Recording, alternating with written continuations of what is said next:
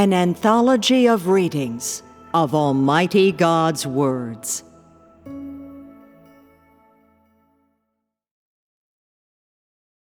God's work, God's disposition, and God Himself, too.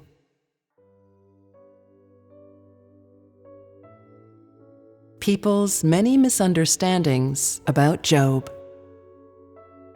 The hardship suffered by Job was not the work of angels sent by God, nor was it caused by God's own hand.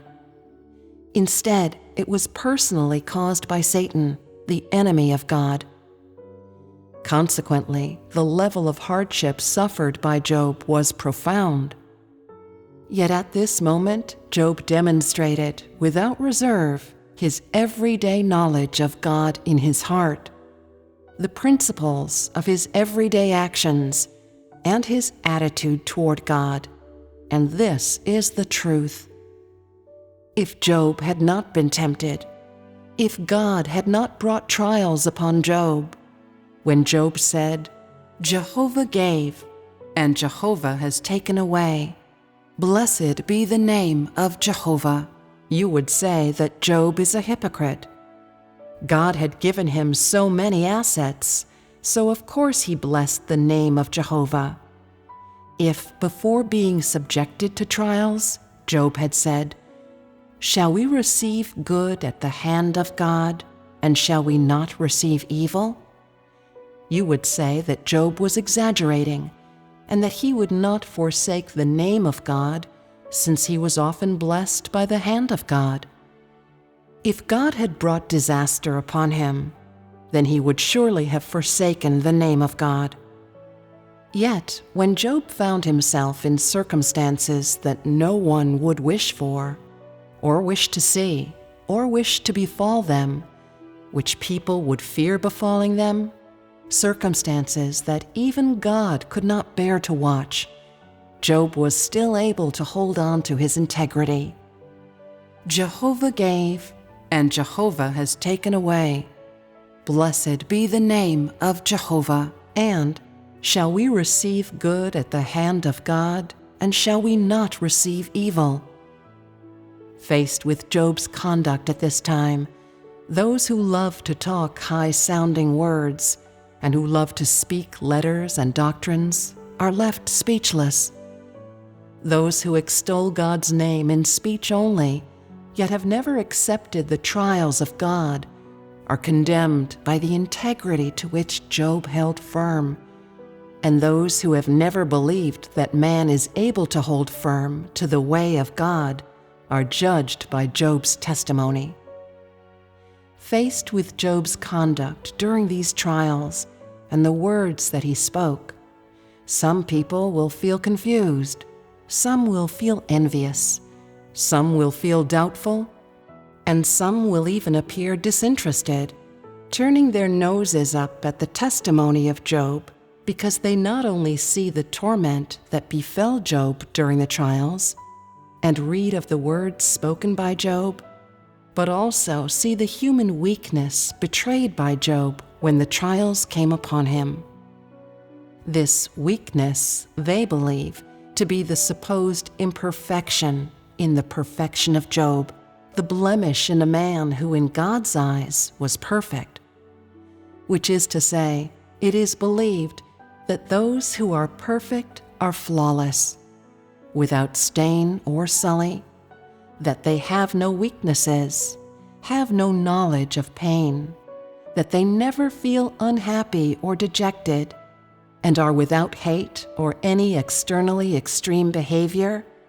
As a result, the great majority of people do not believe that Job was truly perfect. People do not approve of much of his behavior during his trials. For example, when Job lost his property and children, he did not, as people would imagine, break into tears. His indecorum makes people think he was cold, for he was without tears or love for his family. This is the bad impression that Job first gives people. They find his behavior after that even more perplexing. rent his mantle has been interpreted by people as his disrespect for God, and shaved his head is wrongly believed to mean Job's blasphemy and opposition to God. Apart from Job's words that Jehovah gave and Jehovah has taken away, blessed be the name of Jehovah, people discern none of the righteousness in Job that was praised by God, and thus the assessment of Job of the great majority of them is nothing more than incomprehension, misunderstanding, doubt, condemnation, and approval in theory only. None of them are able to truly understand and appreciate Jehovah God's words that Job was a perfect and an upright man, one that feared God and shunned evil. Based on their impression of Job above, people have further doubts as to his righteousness, for Job's actions and his conduct, recorded in the Scriptures, were not as earth-shatteringly touching as people would have imagined. Not only did he not carry out any great feats, but he also took a potsherd to scrape himself while sitting among the ashes. This act also astonishes people and causes them to doubt, and even deny Job's righteousness. For while scraping himself, Job did not pray to God or promise to God, nor, moreover, was he seen to weep tears of pain. At this time, people only see the weakness of Job and nothing else, and thus even when they hear Job say, "Shall we receive good at the hand of God, and shall we not receive evil?" they are completely unmoved, or else undecided, and are still unable to discern the righteousness of Job from his words. The basic impression that Job gives people during the torment of his trials is that he was neither cringing nor arrogant. People do not see the story behind his behavior that played out in the depths of his heart, nor do they see fear of God within his heart, or adherence to the principle of the way of shunning evil. His equanimity makes people think his perfection and uprightness were but empty words, that his fear of God was merely hearsay. The weakness that he revealed externally, meanwhile, leaves a profound impression on them, giving them a new perspective on, and even a new understanding toward the man whom God defines as perfect and upright. Such a new perspective and new understanding are proven when Job opened his mouth and cursed the day he was born. Though the level of torment he suffered is unimaginable and incomprehensible to any man, he spoke no words of heresy, but only lessened the pain of his body by his own means. As recorded in the Scriptures, he said, "Let the day perish wherein I was born, and the night in which it was said, There is a man-child conceived." Job chapter 3, verse 3. Perhaps no one has ever considered these words important, and perhaps there are people who have paid attention to them. In your view, do they mean that Job opposed God?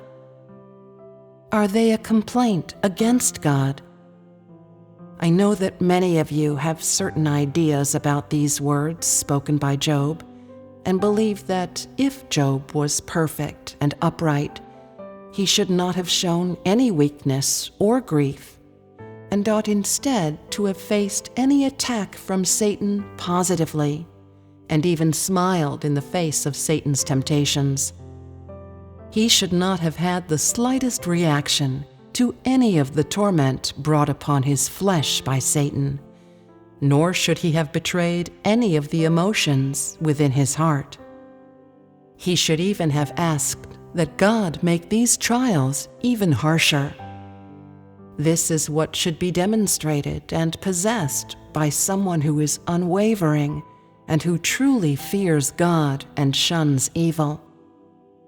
Amid this extreme torment, Job did but curse the day of his birth. He did not complain about God, much less did he have any intention of opposing God. This is much easier said than done, for since ancient times until today, no one has ever experienced such temptations or suffered that which befell Job. And why has no one ever been subjected to the same kind of temptation as Job? Because, as God sees it, no one is able to bear such a responsibility or commission.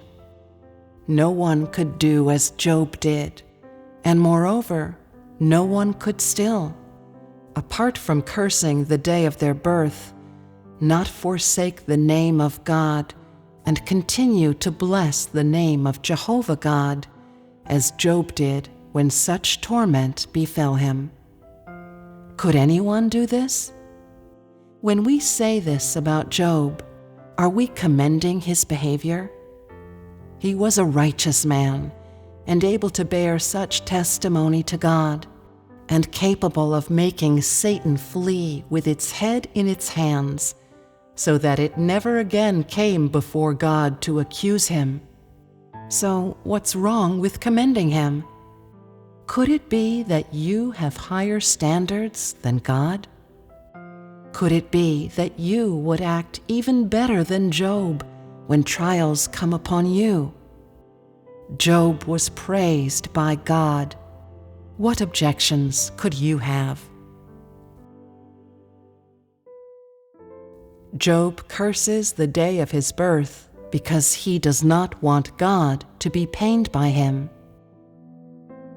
I often say that God looks within people's hearts, and people look at people's exteriors. Because God looks within people's hearts, he understands their substance, whereas people define other people's substance based on their exterior. When Job opened his mouth and cursed the day of his birth, this act astonished all the spiritual figures, including the 3 friends of Job.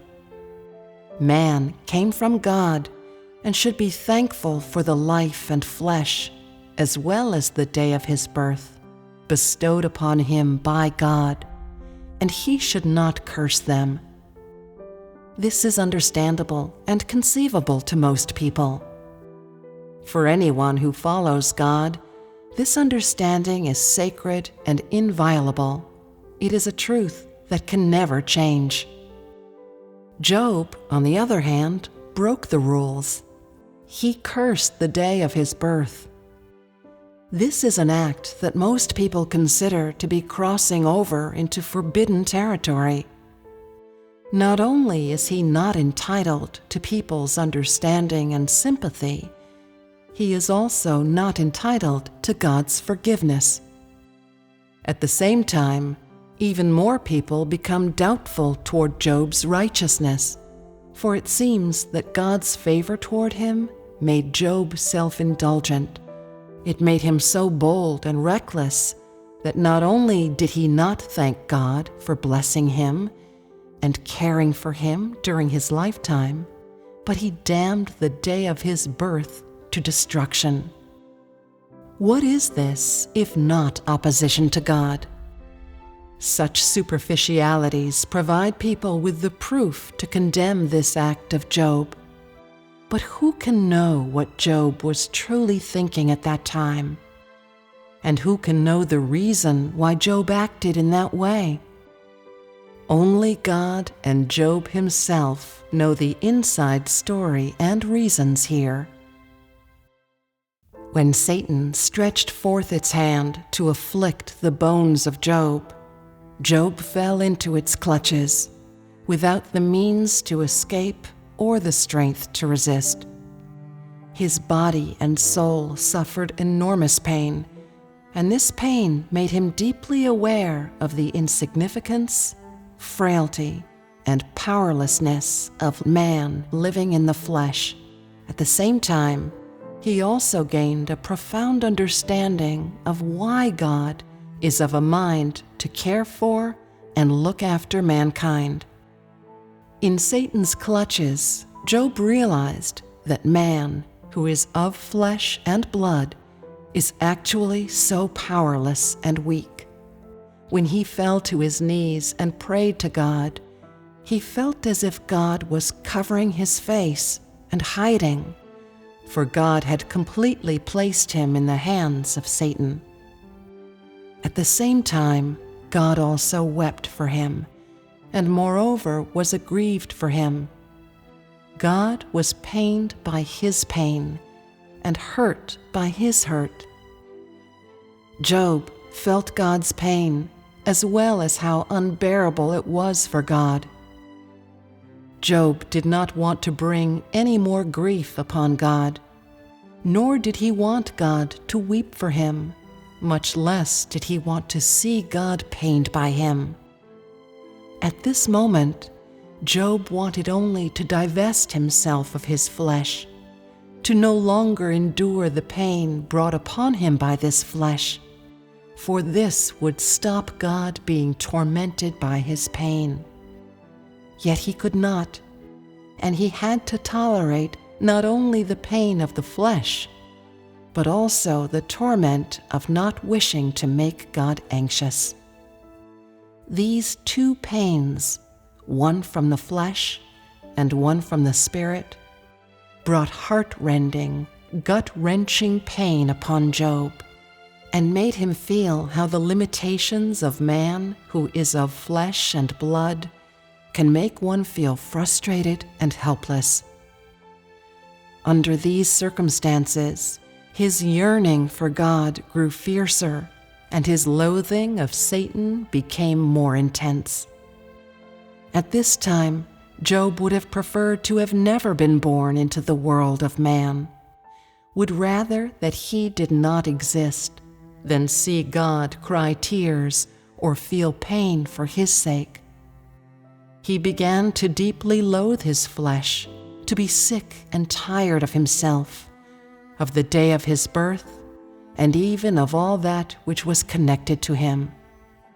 He did not wish there to be any more mention of his day of birth or anything to do with it, and so he opened his mouth and cursed the day of his birth. Let the day perish wherein I was born, and the night in which it was said, there is a man-child conceived. Let that day be darkness. Let not God regard it from above, neither let the light shine on it. Job chapter 3, verses 3 through 4. Job's words bear his loathing for himself. Let the day perish wherein I was born, and the night in which it was said, there is a man-child conceived, as well as his reproval of himself and sense of indebtedness for causing pain to God.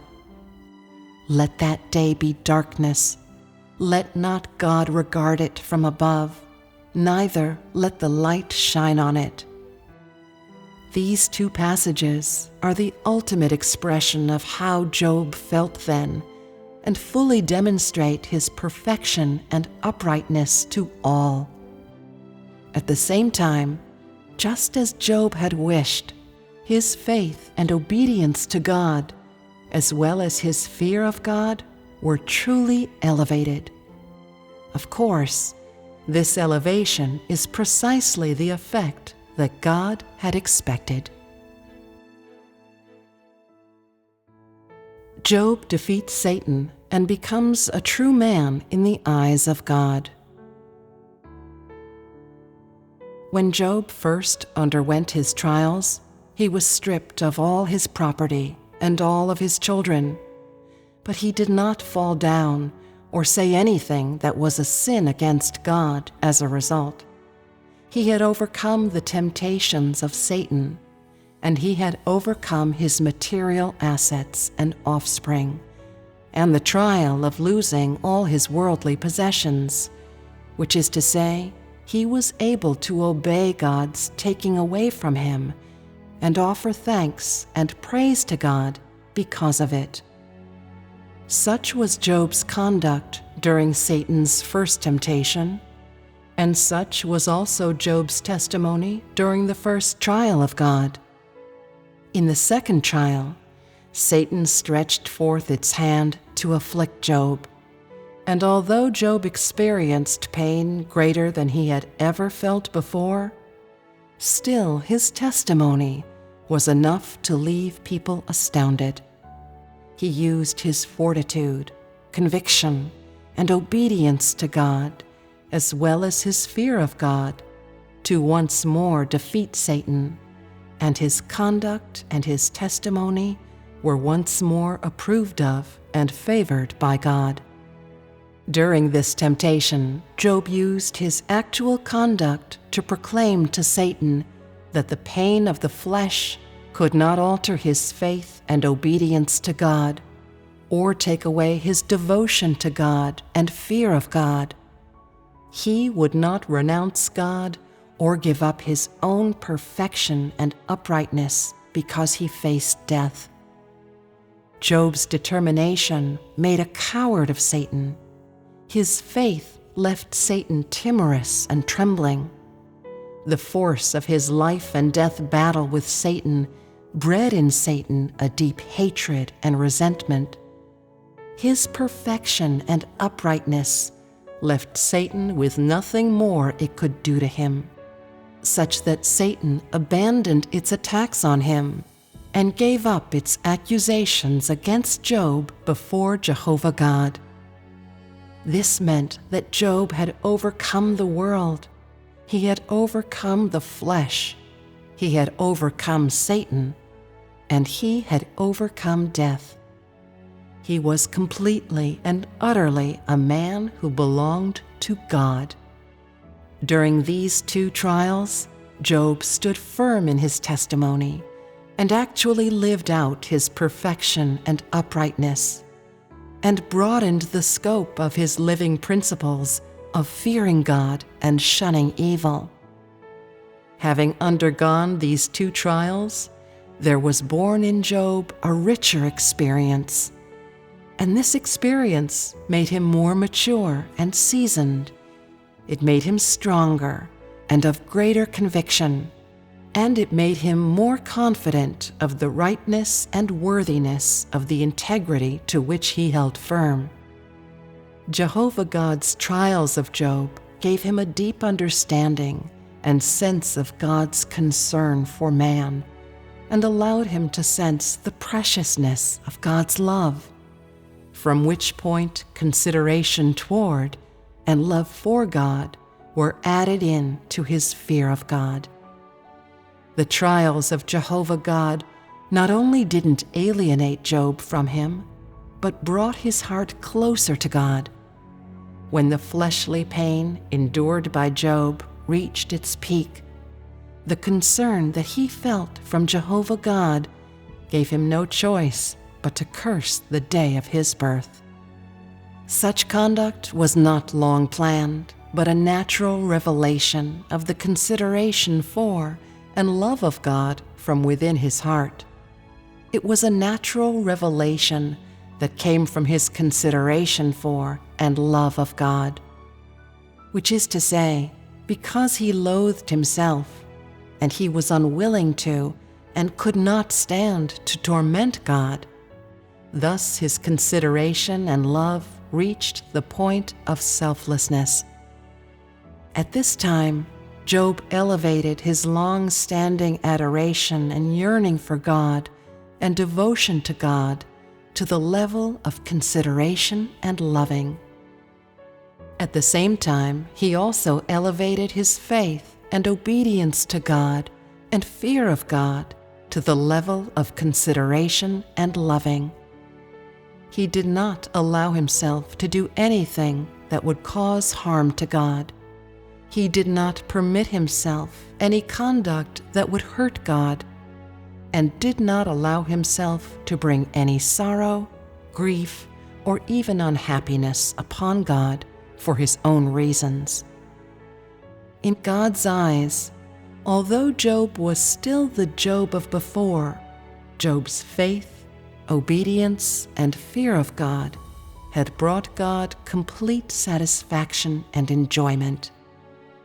At this time, Job had attained the perfection that God had expected him to attain. He had become someone truly worthy of being called perfect and upright in God's eyes. His righteous deeds allowed him to overcome Satan and to stand fast in his testimony to God. So too did his righteous deeds make him perfect and allow the value of his life to be elevated and transcend more than ever, and make him the first person to no longer be attacked and tempted by Satan. Because Job was righteous, he was accused and tempted by Satan. Because Job was righteous, he was handed over to Satan. And because Job was righteous, he overcame and defeated Satan and stood firm in his testimony. Henceforth, Job became the first man who would never again be handed over to Satan. He truly came before the throne of God and lived in the light, under the blessings of God without the spying or ruination of Satan. He had become a true man in the eyes of God. He had been set free.